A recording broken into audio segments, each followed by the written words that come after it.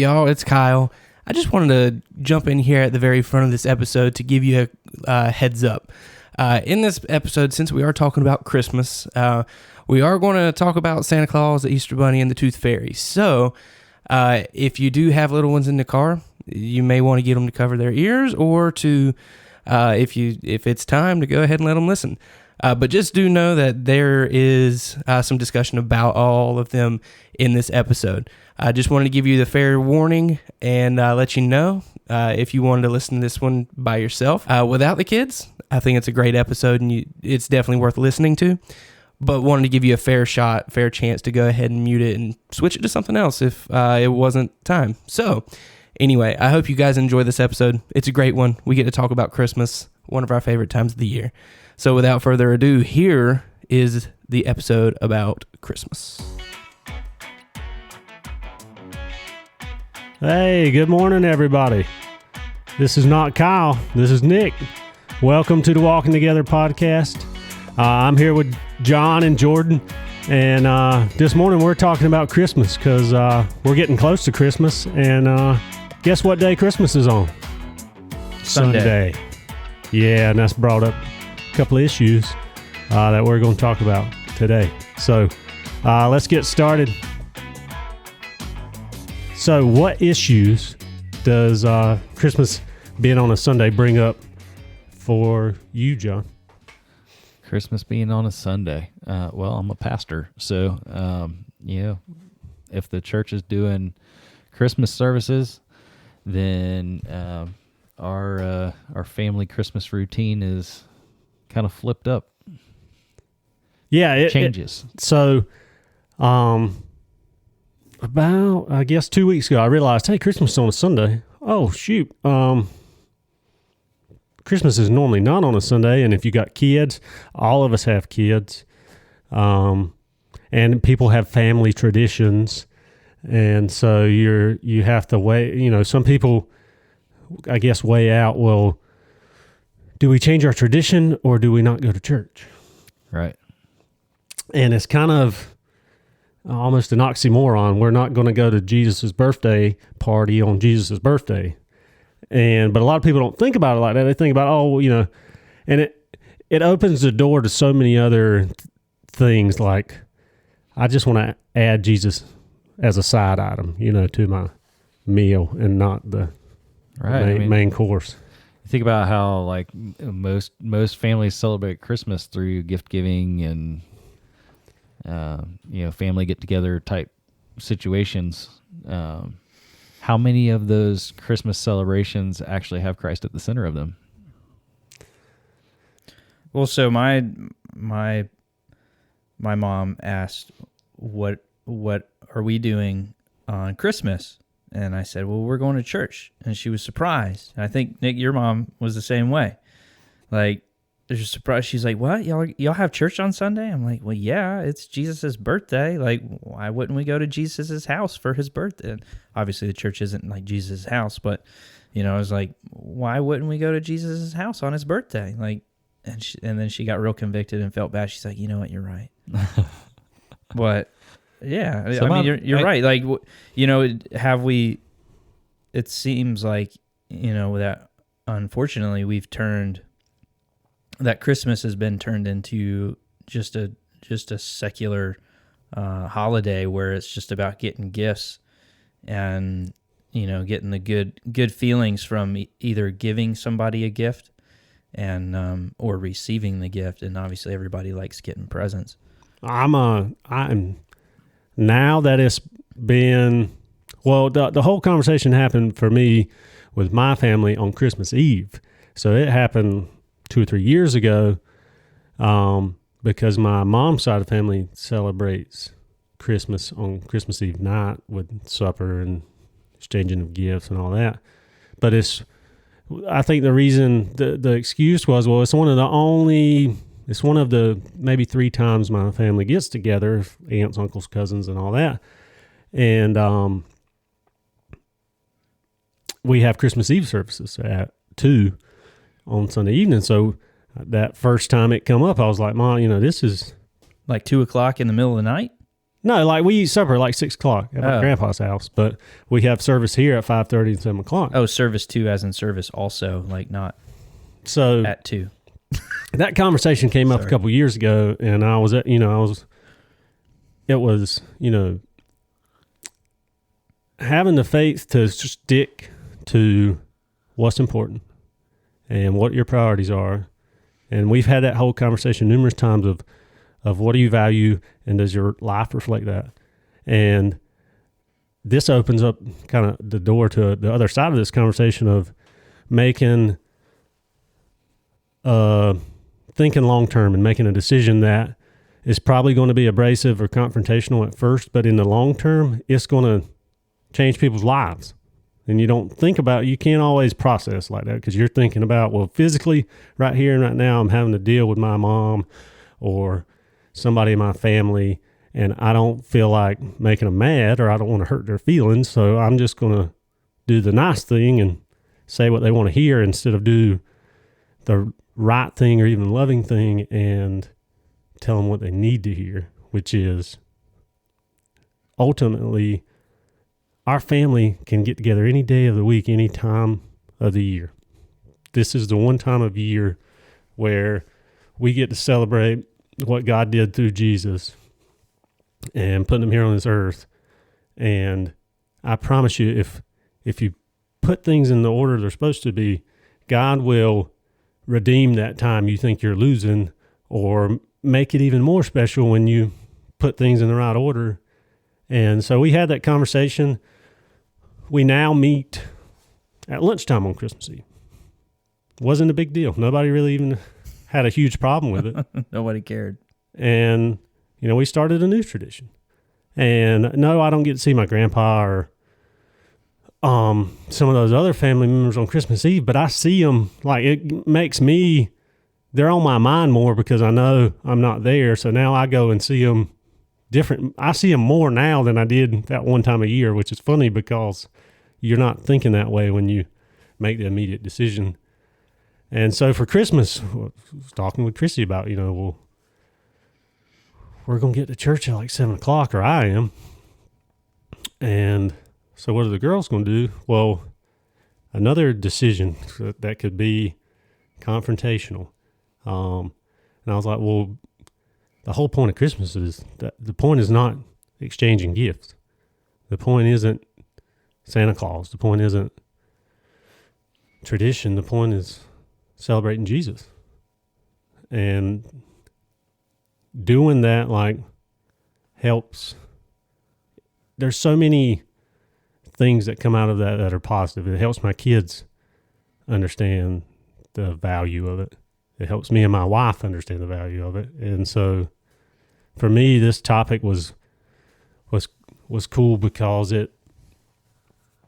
once you ever make one of those hard decisions and let God have some room to work and just be faithful, and you get a victory, and I did something I didn't really want to do because I don't want to argue with my wife or my mom, or I don't want to hurt their feelings, but you realize this is going to ultimately change the dynamic of my family, which is a huge thing. Bigger than any gift you could ever physically give anybody is, pointing them in the right direction of, well, what's really important. And so it's a good thing. And I said all that to say, whoever's listening to this, you should evaluate your life like that and realize that when things are out of order, be okay to admit it, confess it, and move forward, and not just I'll say this all the time. If you keep doing what you've always done, you're going to get what you always got. Yep.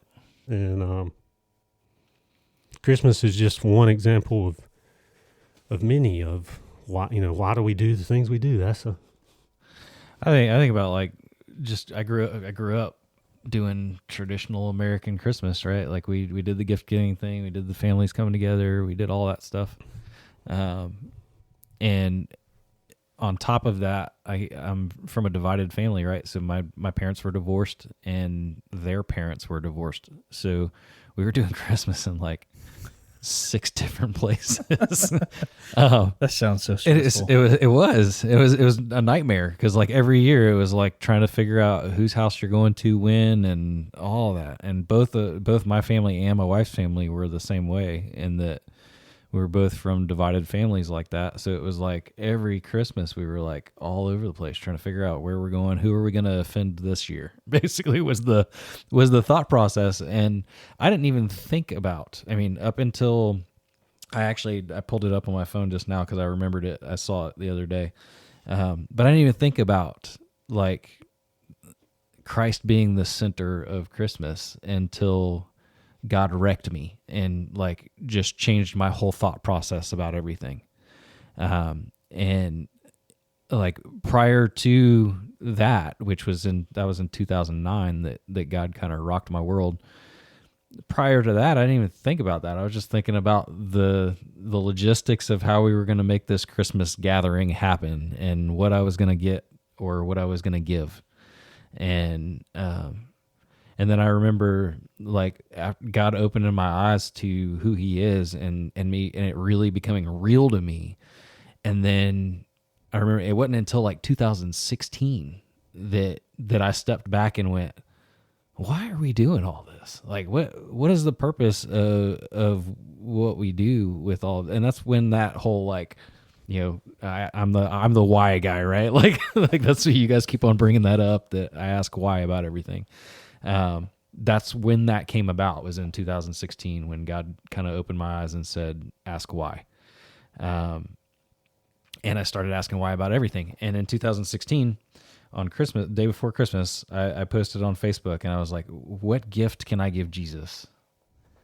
Like, if it's his birthday party, if that's what Christmas is celebrating the birth of Christ, then what do you give the King of Kings? Like he owns the cattle on 1,000 hills. Like he created all of this. Nothing's gonna catch him by surprise. So like, what do you give him? Ba-rum-pum-pum-pum. Well, where I landed was in John 15, verse 12, or starting in verse 12. It says, "This is my commandment, that you love one another, just as I have loved you. Greater love has no one than this, that one laid down his life for his friends. You are my friends if you do what I command you. No longer do I call you slaves, for the slave does not know what his master is doing, but I've called you friends, for all things that I have heard from my Father I have made known to you. You did not choose me, but I chose you, and I appointed you that you would go and bear fruit, and that your fruit would remain, so that whatever you ask of the Father in my name he may give you. This I command you, that you love one another." Like, he asked us to do one thing, really. He asked us to love one another, to love him and to love one another as a result. And I hate I missed it because, that whole first half of my life, there was no meaning to why we were doing what we were doing other than just getting together. But after I graduated, after I graduated and moved out of my mom's house, my mom and my stepdad started celebrating Christmas differently. And it was like the year after, or maybe 2 years after, rather than doing the Christmas get together like we had always done, they started going down and helping homeless people in Charleston. Like that was their new Christmas tradition. They would just, whatever they were used to spend on buying Christmas presents for the kids, rather than buying Christmas presents for the kids, they spent all that money on going to bless homeless people in downtown Charleston. They did that as adults after the kids were right after the kids grow up. And I was like, man, I really hate like, why did we not do that growing up? Like, I think I would have grasped the concept of Christ and of our lives being poured out for the sake of the people around us much clearer had we done that from the start. Well, thankfully, God is a redeemer, and he can, like, you can dwell on, I wish things would have been different, and why haven't we been, I should have started doing this sooner, but looking backward doesn't really do you any good, and I would say, like, if you're in that position right now, start with now. You can do something about right here and right now, and if you just do something, and you saying, what can you give Jesus? Somewhere around John 15 or in John, he says something to the effect of, the greatest thing you can give Jesus is your time, because time is something you can't buy and you can't never get back. And laying down your life, surrendering or giving up your time is one of the best things you can give Jesus. And point that out to people is just a wonderful thing that I'm glad I've been able to experience. And no, you can't control everybody. You can't, expect everybody to be at your level of expectation all the time. But how you love people, which is a whole nother, not a whole nother topic, but a whole nother avenue of, a lot of times the world and what we watch and how we interact, people most of the time have the wrong or have a misconception about what love looks like. And it's not so much of how can I make this person happy or how can I please everybody, but it's more how can I lay down my life for this person in a way that is going to last and not just satisfy them temporarily. So it all just kind of like came full circle for me right now from yesterday to today, right? So Bobby preached from Romans yesterday, and we were in Romans 12. That's what I was going to say. You're not allowed to say that. Well, so I went to Bobby after. For real, I have it pulled up right here. I was about to say something, but well, go ahead. No, you please. All right. So I caught up with Bobby after the first message, and I was like, and it wasn't even part of his message. It was just God illuminated it to me while he was preaching. It was part of his message somewhat. So the very first thing that Paul says in Romans 12 is, I appeal to you, therefore, brothers, by the mercies of God, to present your bodies a living sacrifice, holy and acceptable to God, which is your spiritual worship. That first phrase, I appeal to you, therefore, in the original language that it was written in, the word used for I appeal to you there was, I'm pulling it up here on my phone, was Hakna. I just made that. Parakaleo. Oh, I was way So off. parakaleo means to call to one's side. So he's saying, get on board here, come alongside me here because of the mercies of God. But that word parakaleo, the root word for that is also the same word that they used for the Holy Spirit. The word used for the Holy Spirit is parakletos, and that means summoned, called to one side. I got a redneck Greek translation that'll help you remember that J.B. Martin, I heard say. Paraclete, which I guess is probably a redneck pronunciation of what John just said. Paracletus. Yep. Yeah, Paracletus. To help you remember that, kind of like a pair of cleats, which helps you Run in the mud. move and keeps you to the ground. Is you a good don't way to slip. remember what the Holy Spirit does for you. Right. So I saw that, and like that all kind of came into focus for me yesterday, and that message it really kind of illuminated that passage that he was on. And then I went back to the scripture right before, because my youth pastor taught me whenever I was a kid that if you see therefore in scripture, you need to see what it's there for. All right. So it says, I appeal to you, therefore. So he says, come alongside, therefore. So what's it there for? Why are we coming alongside? So I went back to the beginning, or to the end of Romans 11. And at the end of Romans 11, it says, oh, the depth and the riches and wisdom and knowledge of God. How unsearchable are his judgments and how inscrutable his ways. For who has known the mind of the Lord, and who has been his counselor? Right? The Holy Spirit. Or who has given a gift to him that he might be repaid? For from him and through him and to him are all things. To him be glory forever. Amen. Amen. Right? So it goes from that to present your bodies as a living sacrifice, right? So it's that whole concept of that word paraclete or parakletos or parakaleo of come alongside. That's the job of the Holy Spirit is to draw us in and give us the heart of Christ. And that's what he's asking of us. And so I wrote in that, and I wrote down in my journal on that message yesterday. I was sitting there, and Bobby's preaching through that passage. I wrote down in my journal a vision that I had from back in like that same time, 2016. I was at Grace Church in Southern Pines, and this guy was preaching, and I had this vision of an Old Testament believer carrying a lamb up to the altar, like a proper sacrifice, to Old Testament sacrifice to the altar, and he's carrying this lamb up this hill to this altar. And as he approaches the altar, the vision shifted from the Old Testament believer carrying this lamb up to the altar to a New Testament believer, somebody in modern day clothes, standing in front of the same altar, and his clothes caught on fire. And then his skin started to melt away. And as his skin started to melt away, new flesh was being brought up underneath that. So it was like as the old self faded off of him, a new self was being created. And it was an image of a proper New Testament sacrifice, of being a living sacrifice, a continual laying down of yourself and allowing God to make a new man. And so I started thinking about that in terms of what gift do you bring to the King?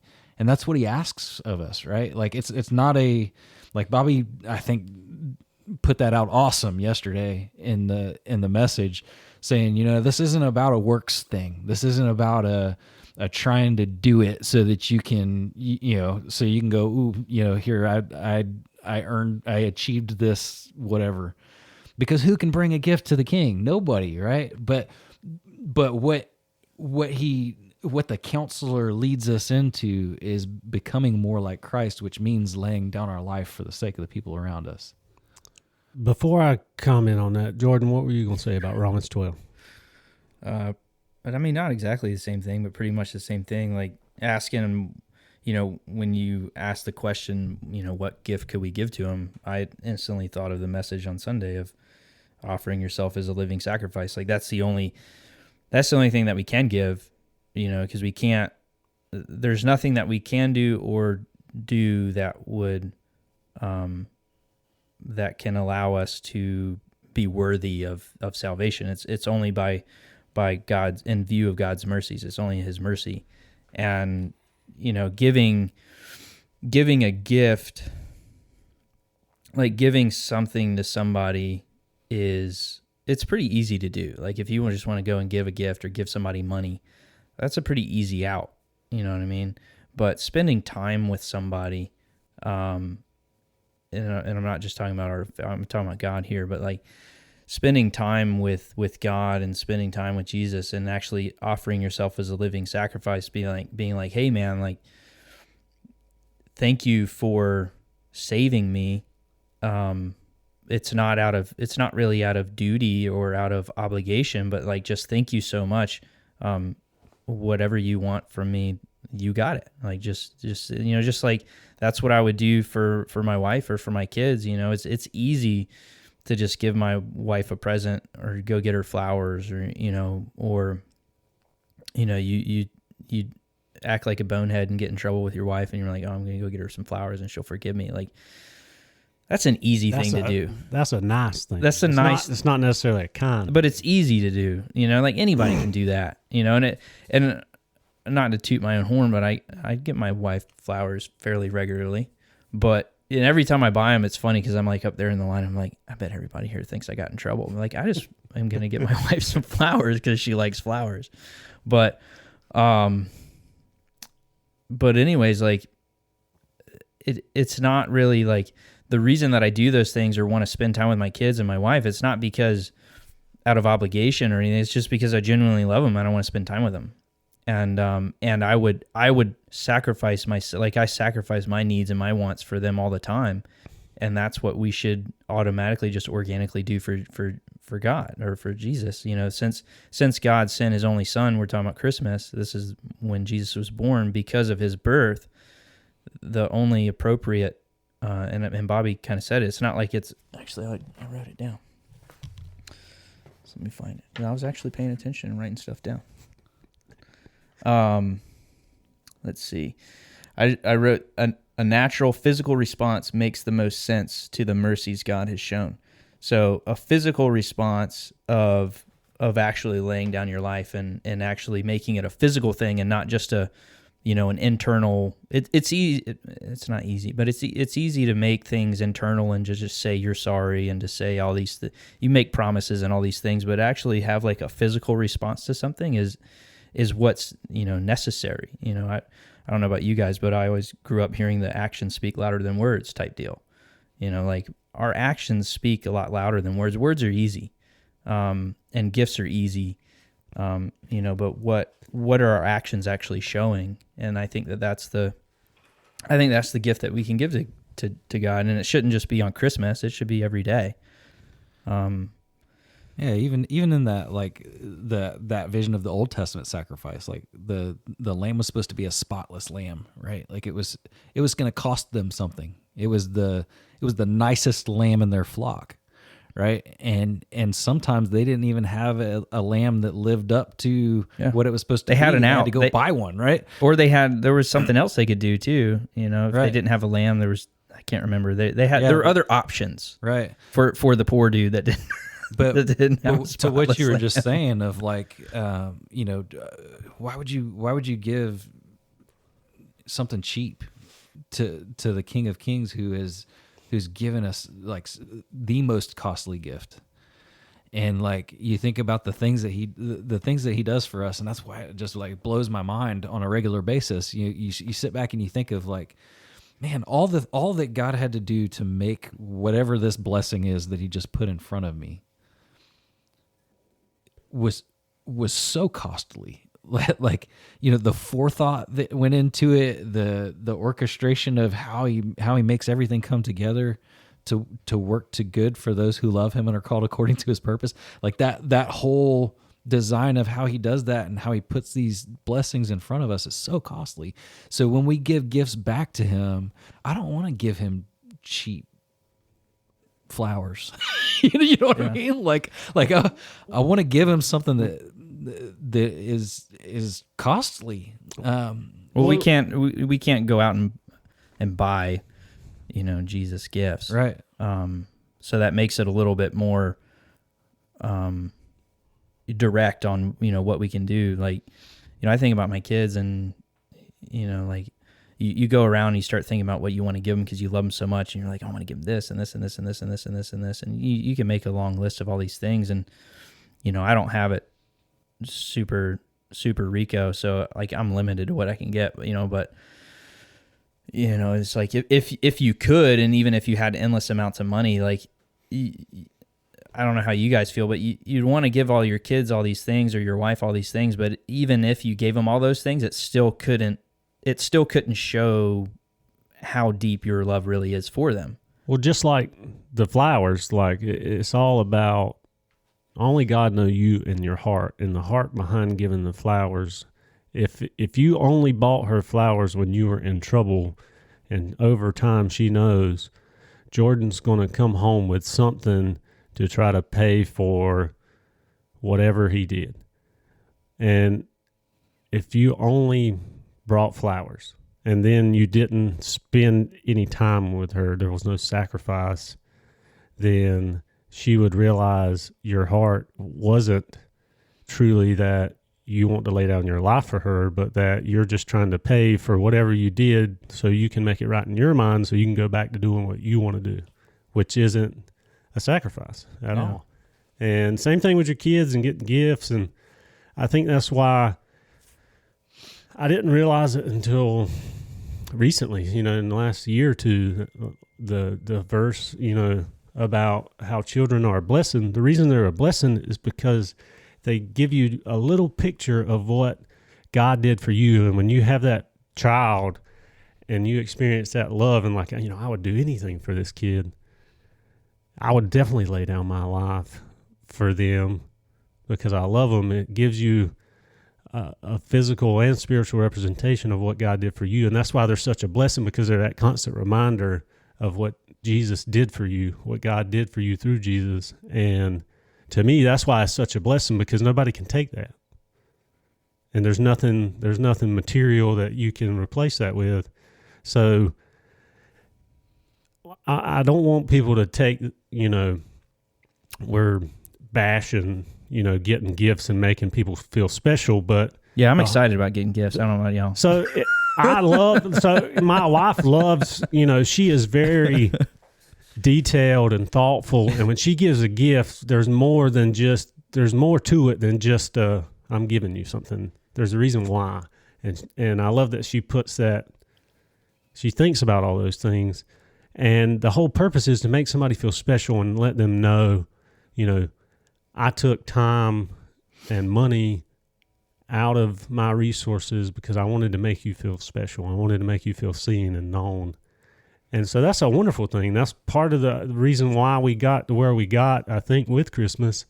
But just like another question I wanted to ask, and before I ask it and we, get off on that road, you can get gifts for your kids, but even if you get them 20 presents every Christmas, do you remember what you got last year for Christmas? Yeah, because now that I'm old, I only get a couple things. Okay. Well, do you remember what you got for Christmas when you were 10? I can recall, probably a handful. I don't remember everything. Right, but you don't remember all or maybe the only reason you remember them. My dad was crafty, dude. My dad, I don't know how. I know how he did it, but dude, I woke up one Christmas morning, and there was a go-kart in our living room. What? You put it together inside? The only thing I can think of is that the entryway into our living room, it was a double door, but there's always a TV or something in front of it. That's the only way he got in. I don't know how else he got in. So when I was a kid, dude, my dad did crazy stuff like that. I believed in Santa for a long time. If there's any kids watching or whatever, I'm sorry, but Kyle, you can edit it out if you need to.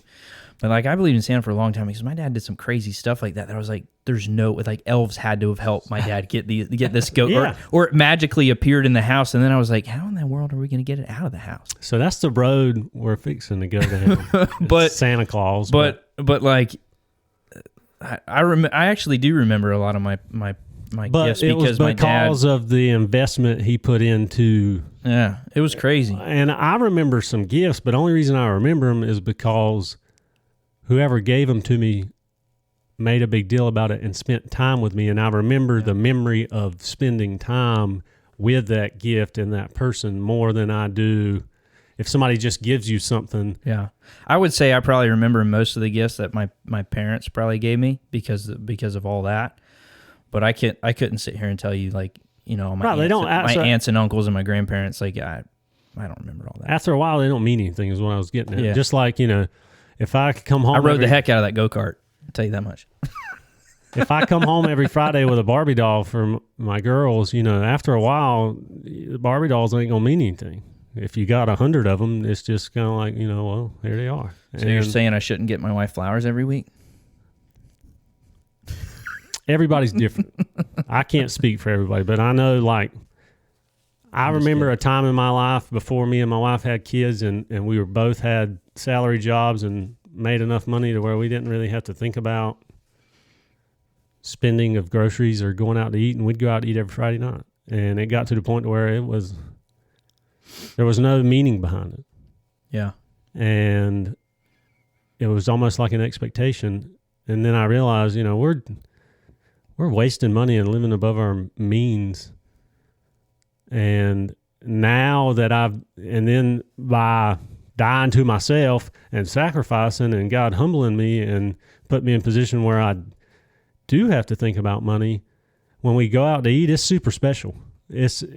And I notice we don't do it as much, but I love that we don't do it as much, because whenever we do it, it's fun. It's funner. And it can be something as simple like going to Bojangles and going and parking out there by the water and eating fried chicken on my tailgate. It isn't so much the food or the place, but the time spent. And when you do it all the time, you lose that in some way. I do. Yeah. Yeah, it's easy to get stuck in that routine and forget about the why, I guess, and why you're doing it. But so anyways, you want to change gears on the whole Santa Claus thing? Well, the question I have, I was wondering if you were going to say anything about it. I'm definitely, because I got super convicted.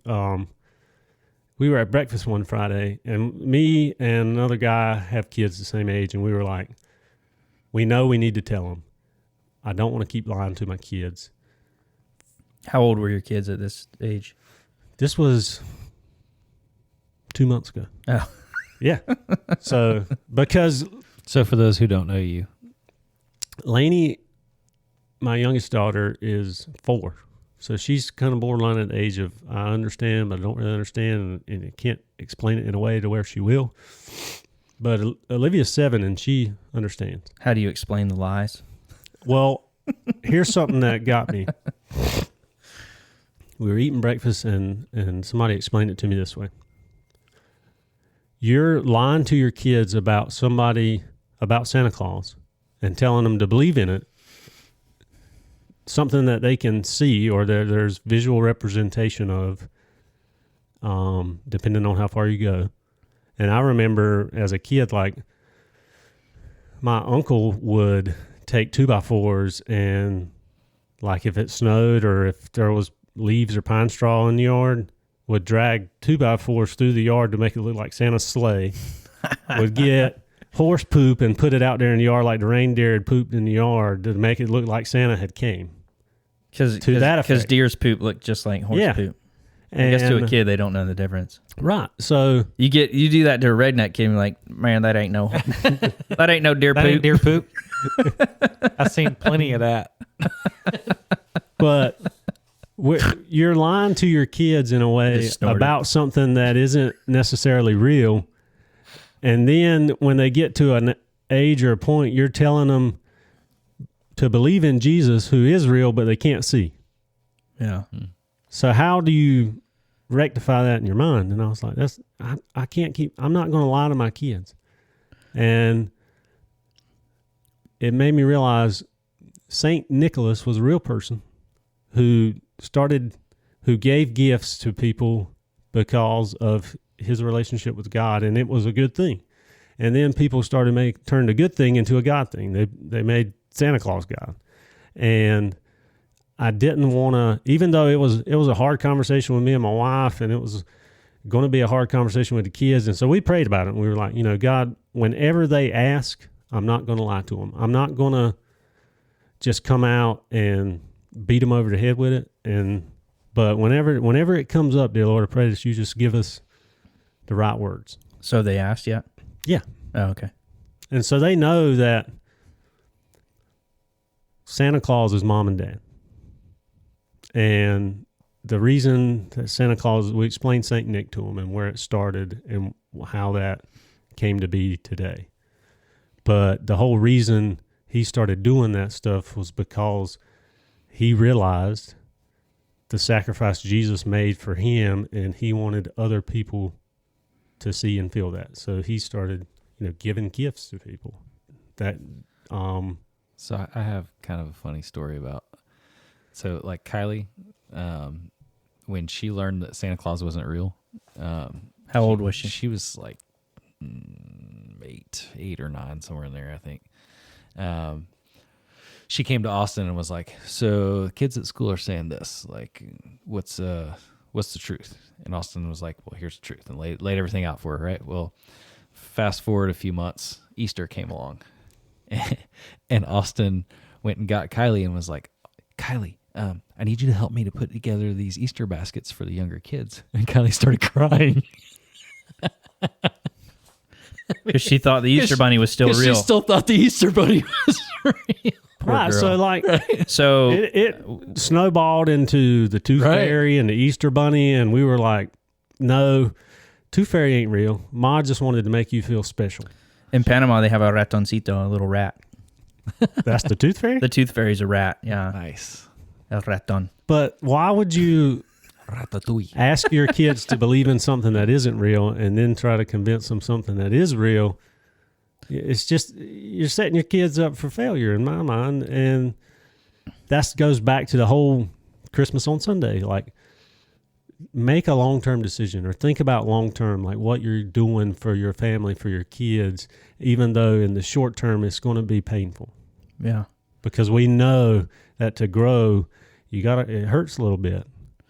Well, thankfully we never, my kids were born in Panama, and we lived in this little poor town.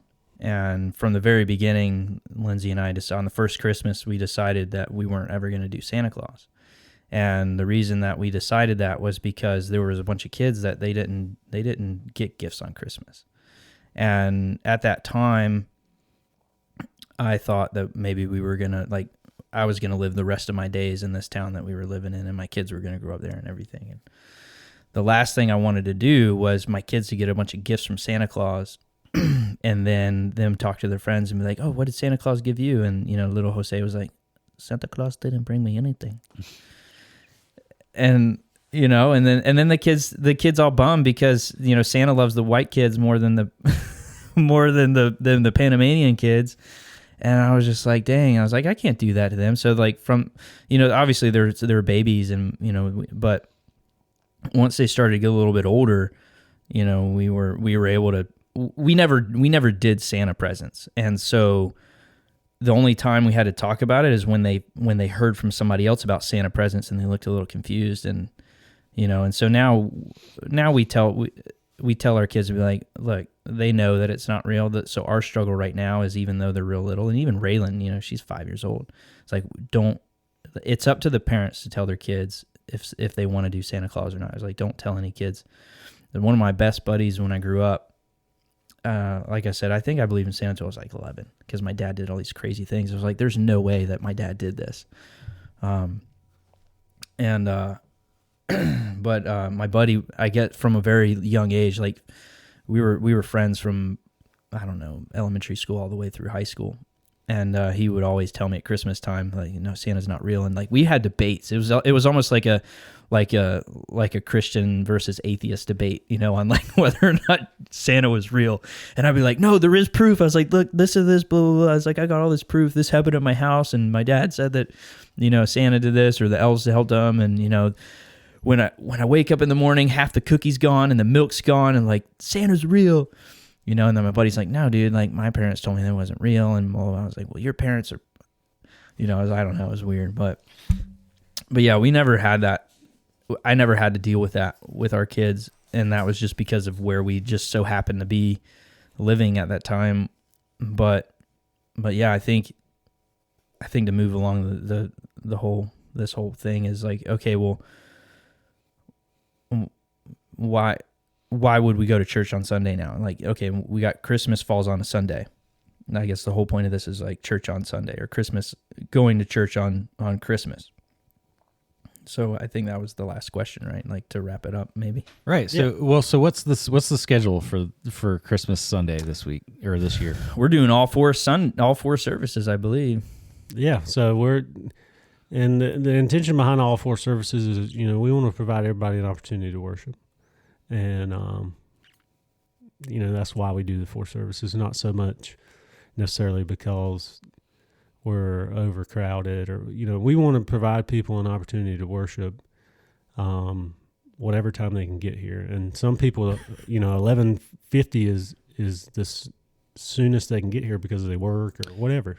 Whenever people ask me that if they're interested in going to church or specifically coming to the gathering, they're like, when do you have church? I'm like, well, we have it at 8:10, 9:20, 10:40, and 11:50. And they're like, oh, wow, so many? I said, yeah. So if you can make an excuse for all those hours, you really don't want to come.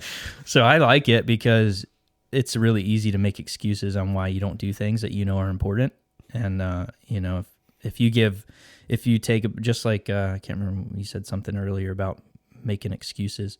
I don't think it was on the podcast, Nick, but we were talking earlier, but it's like, if you take away all those reasons for excuse, then you got nothing left, and you're like, oh, I guess I gotta go.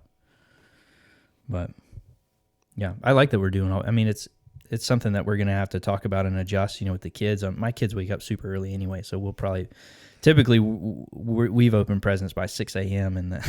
Yeah, no. So if the girls wake up and we have time to do it, yeah, we'll do it. But if we don't, then we'll just do it after. It's not that's not the point. That's not a big deal, you know. Well, I like that we were able to see that Romans 12 was in there, and I think it's a good thing to close on, or to have that mental picture on them. Like, the whole point of Christmas is to celebrate Jesus' birth, and the wise men coming to him and bringing gifts. Obviously the birth of a very important person, or even a birthday for anybody. I go to my kid's friend's birthday party. You get them a gift because they're special. And I really do like, I want to read it one more time, but brothers and sisters, in view of mercies of God, I urge you to present your bodies as a living sacrifice, holy and pleasing to God. This is your true worship. I like that. This is your true worship. Like, because we can get caught up in all different ways of worship, because there's a bunch of different ways to worship, with song, or I don't know, with dance. Them charismatic churches like to do the flag dance. But, there's all different ways to worship God, but I really like it here, and it gives me a visual picture of what true worship is, and that's offering our bodies, offering ourselves in submission to God as a present for this Christmas. And we worship on Sundays anyway, so if Christmas fell on a Sunday, why wouldn't we go and worship? Because that's what we're called to do anyway.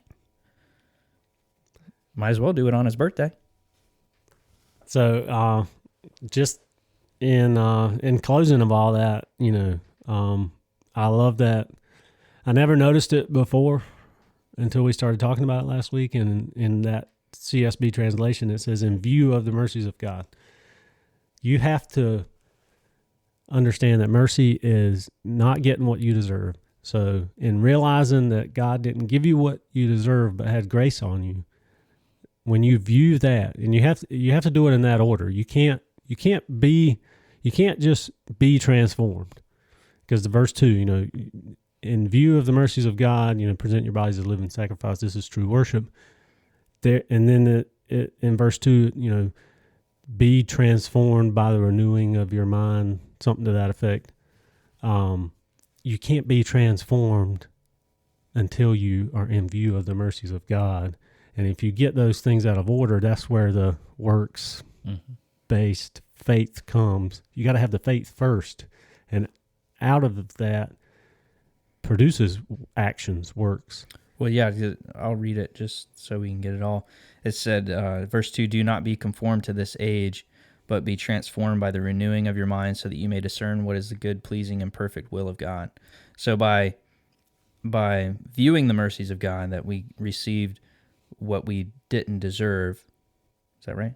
Yeah. We offer ourselves in an organic, natural response. We offer ourselves as a living sacrifice, not conforming to the age, but transforming the renewal of our mind, which then produces the works. It allows us to discern the good, pleasing, and perfect will of God that will just keep circulating. We recognize the good, pleasing, and perfect will of God, and then we're going to offer ourselves as a living sacrifice, and we're going to submit to that. And then it's just a rotator nader.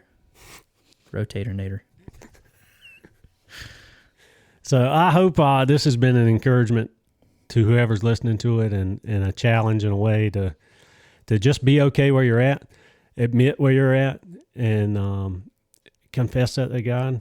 And just have the faith to know that God will supply when you do that. And whatever that looks like for you. And just know that having people around you helps with that knowledge and wisdom and discernment. And yeah. Anybody got anything else? No? All right. Well, this has been the Walking Together Christmas special podcast, and we're going to say bye now. So I hope y'all have a good week. I hope this has been an encouragement to you. If you found this helpful, please like, subscribe, share it, tell somebody about it. And if you have any comments, if there's something you want to know about, something you want us to talk about, please, you can go to gatheringsurfcity.com/WTP and drop us a comment, question. We'd love to answer it. But we hope y'all have a good week. Thank y'all.